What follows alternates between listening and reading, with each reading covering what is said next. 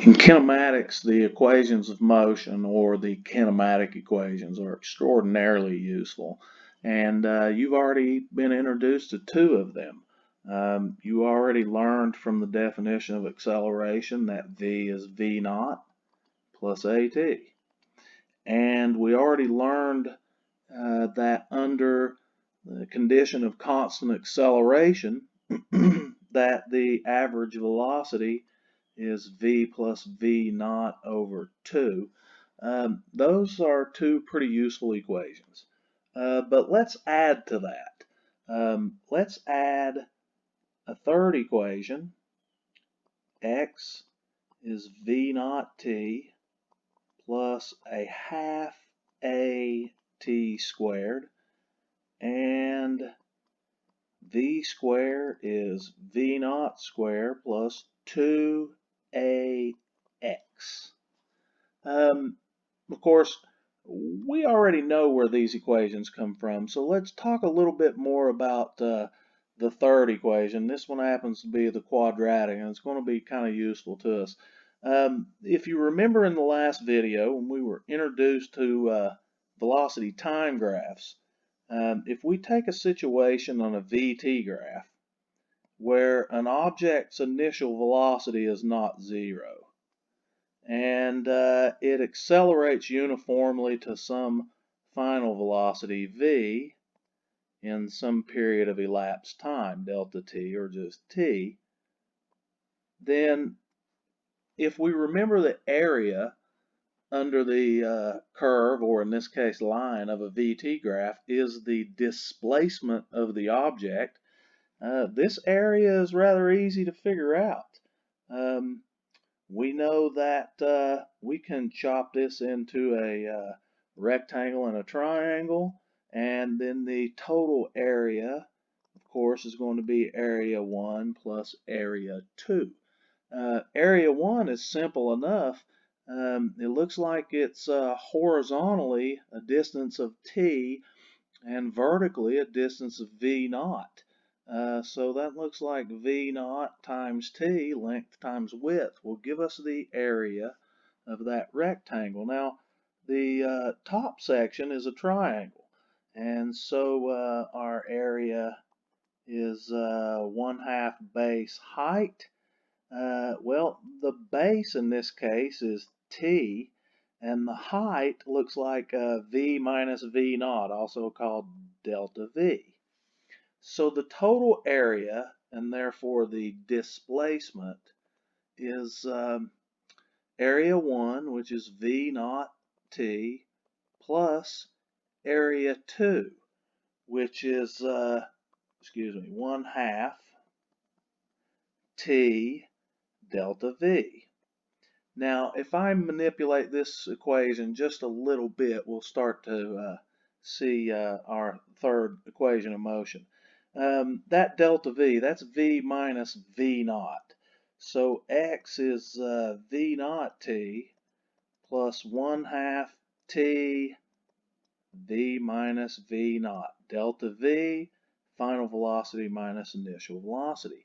And if we look at our first equation of motion, we know that v is v naught plus at. So let's substitute v naught plus at for this v. So x is v naught t plus 1/2 t. This v is v naught plus at minus v naught. And now we see that v naught minus v naught means that that particular variable disappears, and we have x is v naught t plus 1/2 t times at, and 1/2 t times at, of course,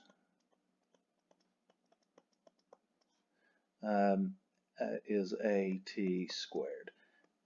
So displacement is v naught t plus 1/2 at squared. And then for this last equation here, Now I'm not going to run through the derivation. That's actually an integral. We're trying to avoid calculus here, but I think I might be able to show at least that it's valid. If we begin with let's say V is V naught plus AT, we should be able to simply manipulate and substitute and arrive at that equation. So if we just square both sides of this, V squared is V naught squared plus AT squared. And let's write this V naught plus AT this way. V squared is V naught plus AT, V naught plus AT. Alright, we just squared both sides of the equation, and I have written it out on the right side of this equation. Let's go ahead and multiply this out, and we'll get V squared looks like V naught squared plus AT times V naught plus AT times V naught plus looks like A squared T squared. Yeah, that looks reasonable. So there are two of these A times T V naught terms.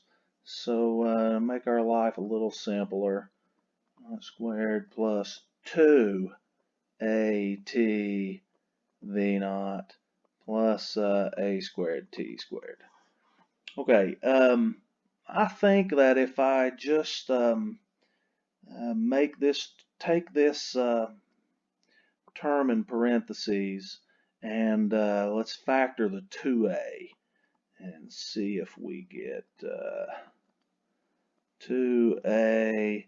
If we pull that 2a out, we're going to get TV naught plus 1 half AT squared. Yeah, okay. Remember the previous equation? V naught T plus 1 half AT squared. That is the term that I have just circled. So if all of that is X, then we see, if not the derivation for the equation, we at least see its validity. That V squared is V naught squared plus 2AX. So these four equations of motion, you need to know these. You should commit all four of these to memory and know them forever.